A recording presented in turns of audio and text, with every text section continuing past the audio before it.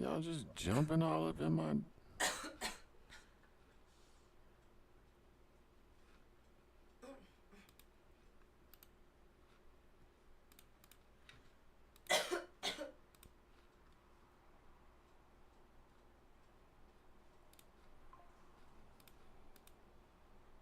All right.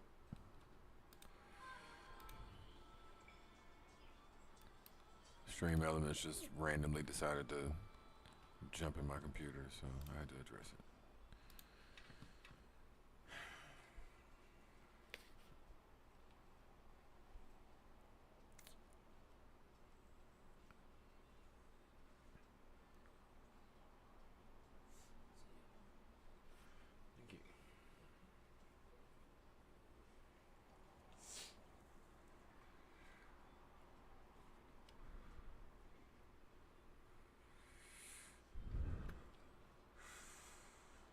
All right.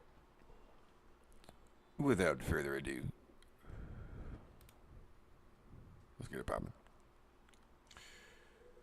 What up, Throne Heads? It's your boy, Baby Daddy DJ, aka Ho to the Door. Coming at you with a little helpful tips and tricks. Yeah, I'm getting that. Yeah, bro, you might as well, bro. Or build you a PC. I mean, you'll still be able to play the same games. You just, you know, you be a nerd for real instead of just in spirit. You feel me? Because I'm telling you, bro, the PC changed it all. But when you got them both, you feel like a brat. I feel like a brat. Anyway, I'm getting distracted. My bad. Yeah, man. Strategies, tips, hints for this Game of Thrones KINGSROAD. I ain't gonna lie, bro. I'm very good at the game. I'm very good at these types of games. I love the story, so that kept me going. Even just the smallest hints of anything relative to the actual story, like, you know, meeting Jaime Lannister or the Queen of Thorns, like, and I'm still playing it. Like, I ain't even got all the way through with the story yet, but I can tell that I've hit a wall in terms of new things to learn and what they can do. So I figured I'd, you know, help y'all out, throw y'all some helpful tips and tricks that I learned along the way for anybody starting out, because the game's still new, bro. It still came out less than a month ago. So with that being said, yeah, man. Let's get it popping. So, you start the game off, you can do 3 classes. Contrary to what you might believe just looking at these 3, this is not your tank.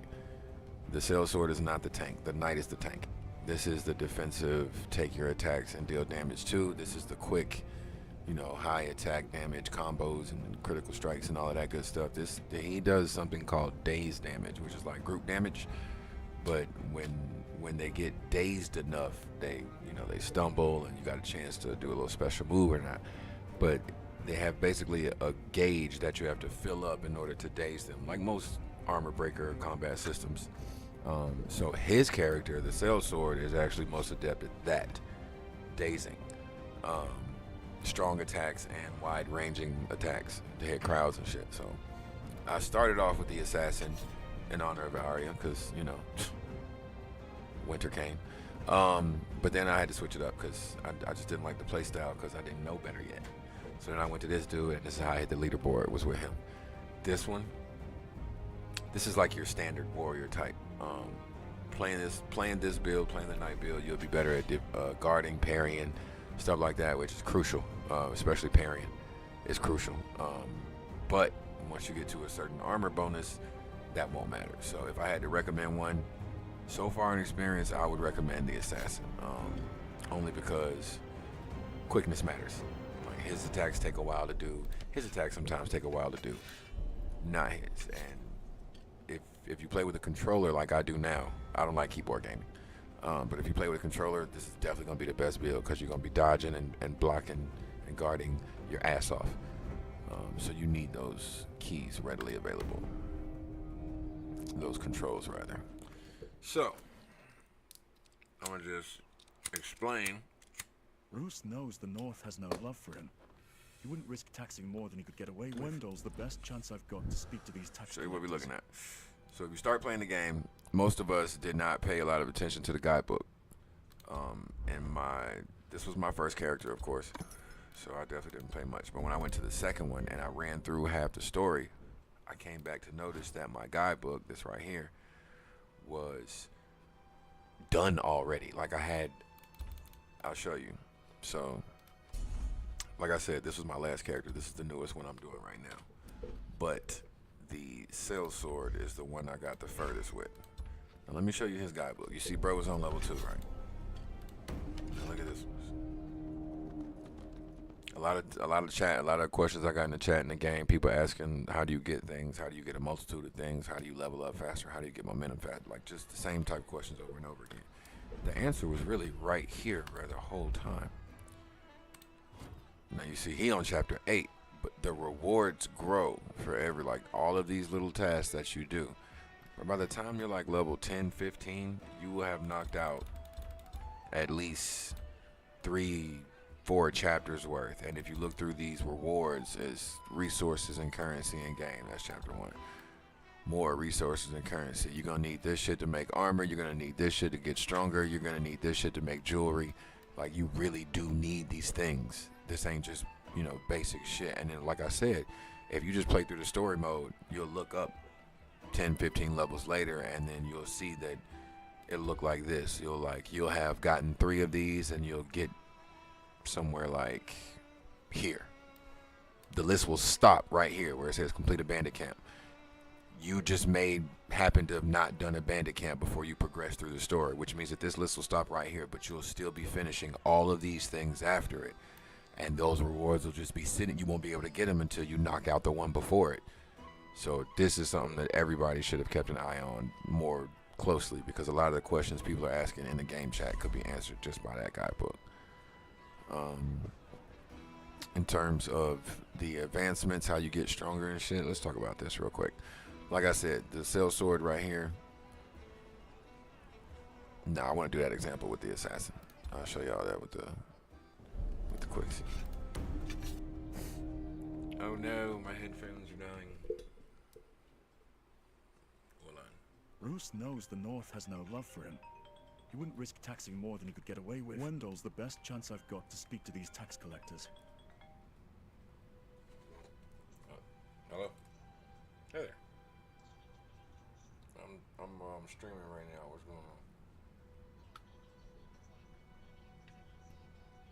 Oh God. Okay, I'm definitely gonna call you back then, because I want to hear it. All right. Baby daddy shit never stops, man. I hope that stops. All right. Boom. First, your skills. Do not level up all your skills.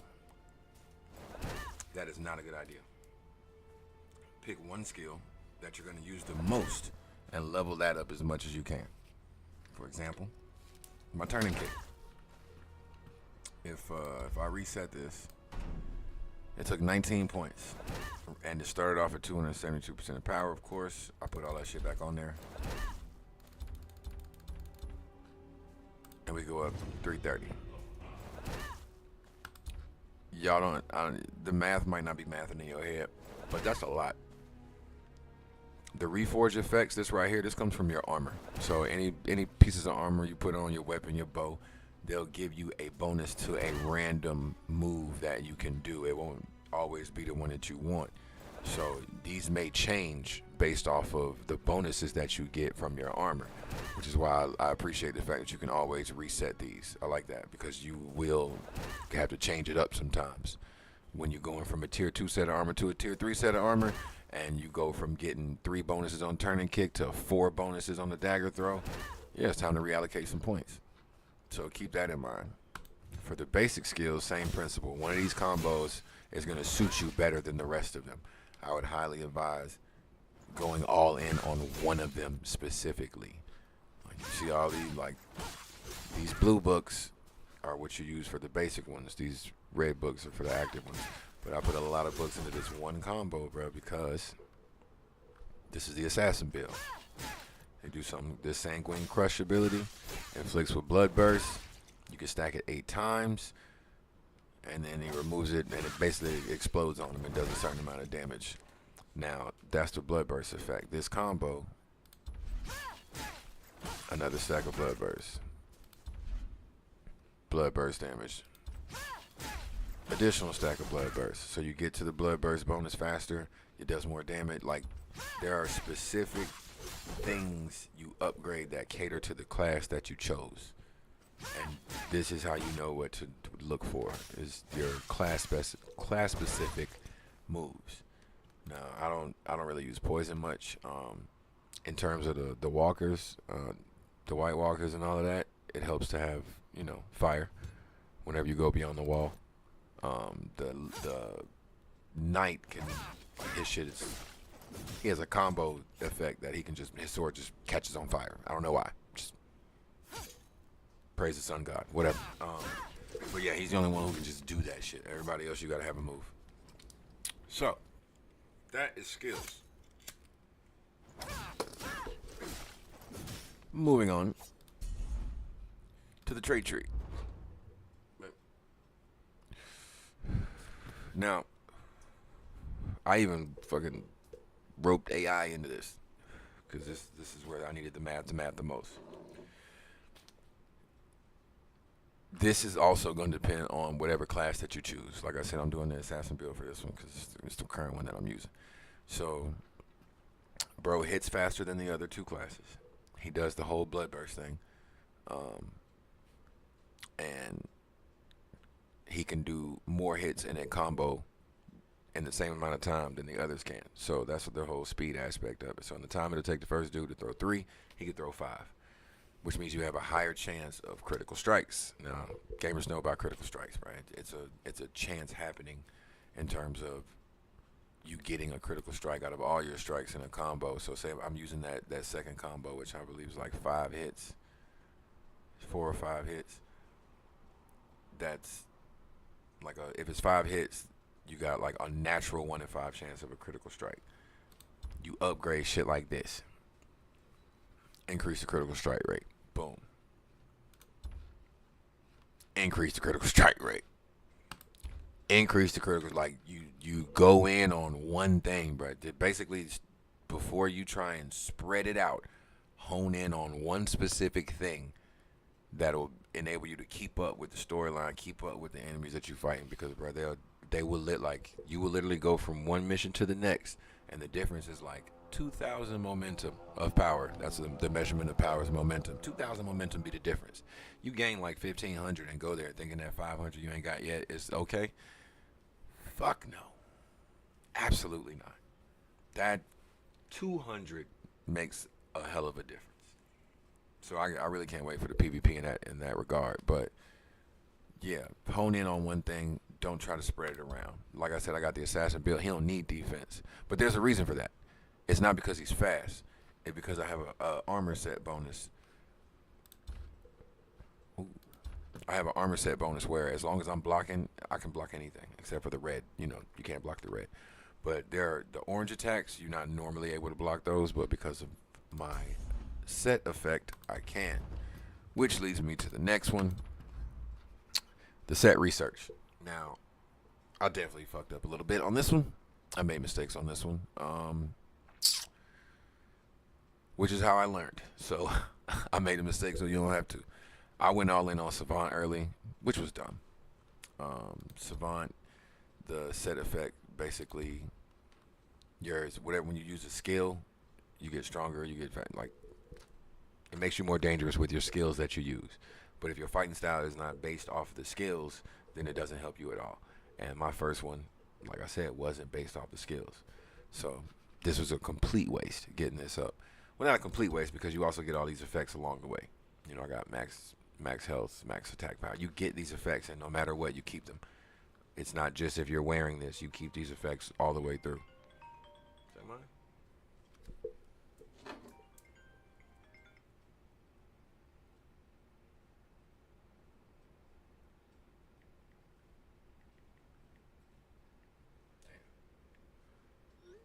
Phone popping all of a sudden, really. Shit just get it going as soon as I hit the stream button. That's how it be. Channel that universal energy, the vibrations start moving. You start crossing there. I'm telling you, man, shit. magic. Not the Harry Potter kind.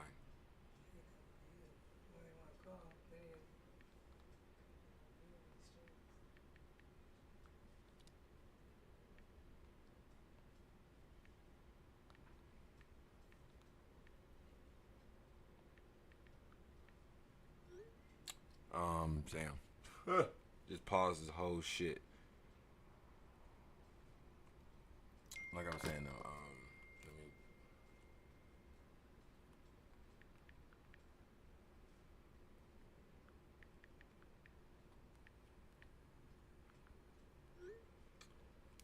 This fucking ding is goddamn. I need it on though. So, this is the set that I would focus on first. Is Sentinel. The effect, it increases your attack power and defense power by 15% for 10 seconds after you defend or parry. This part is what matters the most, right? Can withstand the enemy's devastating attacks. That's those orange attacks when they light up orange before they hit you. You can't block those. They still hurt if you block those. But with this set effect, it won't hurt at all.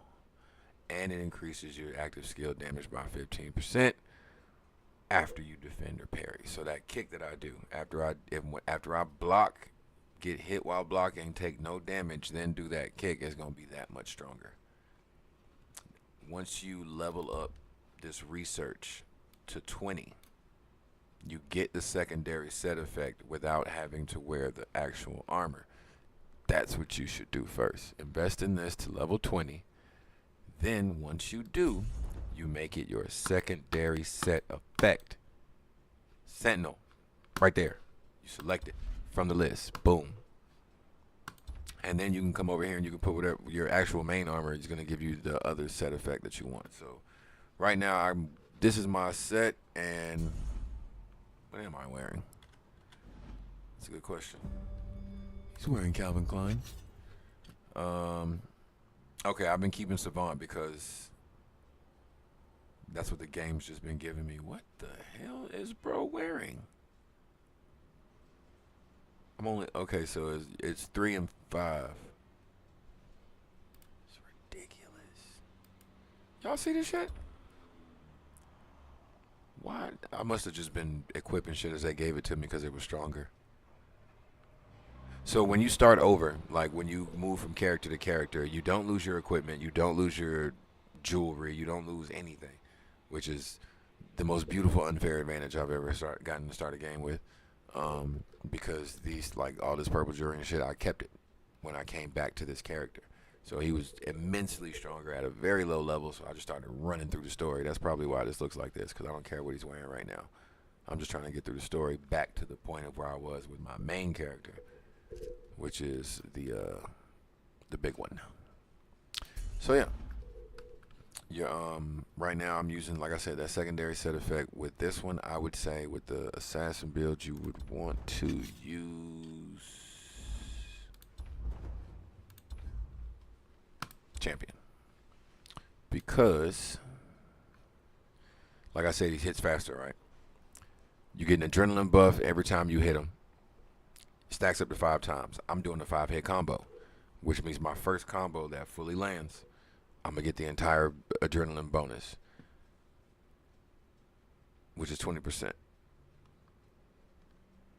It says the number of stacks reset upon taking a hit, but the fact that I can guard through pretty much any hit, there you go.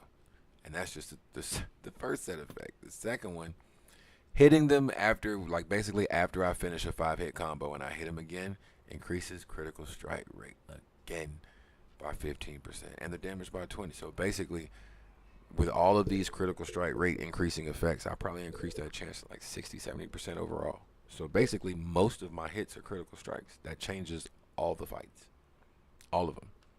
I get all the critical strike effects almost every time I hit them. That I wish I would have focused on when I first started, but like I said, you get all these bonuses along the way, so it wasn't a waste. Crusher is the one that I would use for the big dude with the axe, because you see it does the daze damage thing and increases for the daze damage, and it does lifesteal, which would be helpful. That's what I was doing now, because even though I feel like the assassin build is probably the most effective one, I like that. I like the big one. I like the big dude. Swinging that axe. Playstyle. So that's the one I'm going in on. The relics. These are found through your expeditions. You go on expeditions. The blue ones, damn near guarantee one as long as you have good, searchers. So let's see if we can show an example real quick. I gotta collect my workers, get them out of work, and then they can go on trips. Alright, boom. So if I had a blue one, I could show you that, like, literally you automatically get a purple and up whenever you do a blue one with, assigned workers like this. I'll do these just to show you though. There you go. It's purple or yeah. Alright, so epic level. Not crazy, but it goes to my point that that's how you find these. When you find them, you can enhance them, but it takes down the durability of it. The better quality you use, the less durability it takes down, but once it's gone, you can't upgrade it no more until you restore it, which costs these, and as you can imagine, these cost currency, either rare in-game or real out-game. But you can find them in the shop.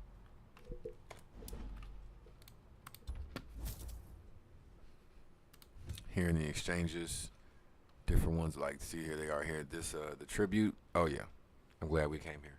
This is gonna be important as fuck. Them scrolls that you did throughout the game, they tell you about in the beginning, the little scrolls that you just happen upon throughout the game. Pick them up.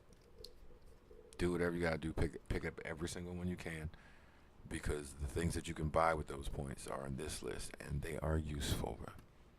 They are useful. These restore your quality of your relics so that you can keep upgrading them. But all this shit down here, so you can make jewelry and stuff like that, like, useful. And I think I'm saving up this because I'm tired of looking at the fit. You feel me? Collect this shit real quick. Now, I don't think this is one of them games where you gotta pay in order to, like, really grow and get good. I did because I wanted to experience it, like all the bonuses and stuff, but you don't need it.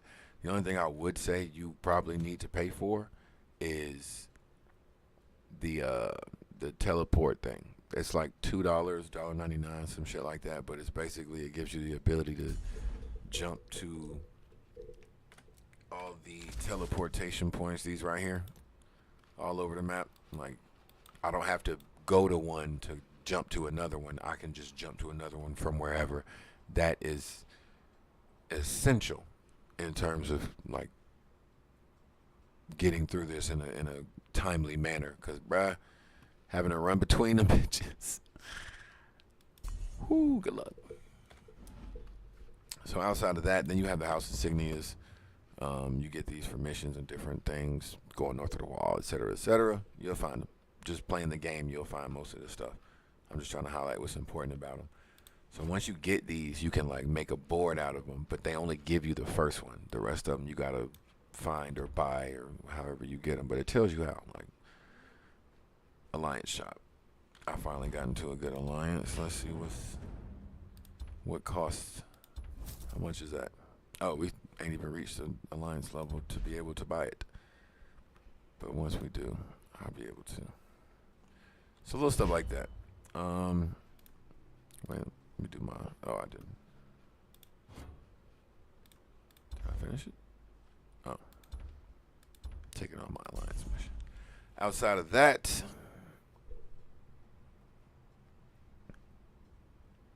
I think the only other thing I would say is you'll hit a wall eventually where you don't know how to get stronger. And when you do hit that wall, filter through your events. Oh, he hasn't gone there yet. All right. Hold up. Switch.